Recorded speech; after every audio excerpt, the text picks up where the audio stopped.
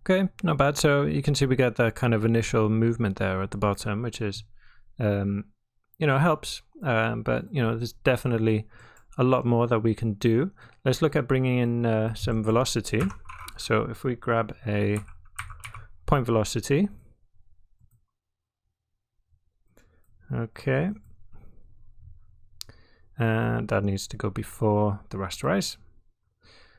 Spacebar and F to zoom in, and maybe take a look at our velocity trail. So it's already doing something. So we want to keep incoming because we're going to have changing. If you do that, it's going to be doing something weird because we're going to have changing point counts, right? So keep incoming and then just add curl noise.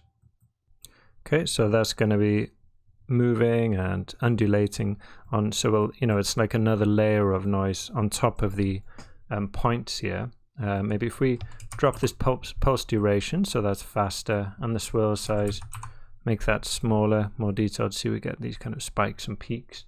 Maybe a bit more grain.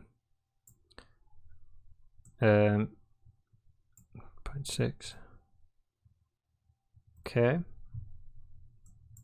And then to bring that into the Pyro solver, it's just like before, we go into the source, add another thing here, field. Remember that velocity is a vector. And before, I've just thought we do that, we need to generate the volume. So in the rasterize, we need to add V. Oops, not capital. Got my caps lock on. V for velocity. Excuse me. You see the change there. It's being brought in.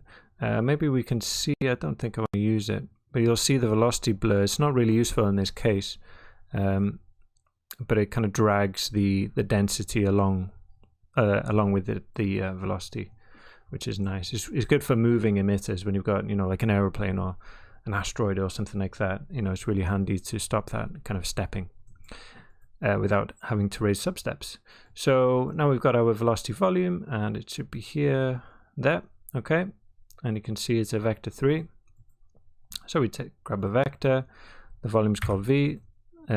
Field is called vel, and I'm going to use pull for this. It's kind of what's used in the shelf tools and stuff, so it seems like a good idea. And set this to 25 for the positive, acceleration, and 0 for deceleration. Okay, the rest of these are okay, so let's have a look at that. Maybe we should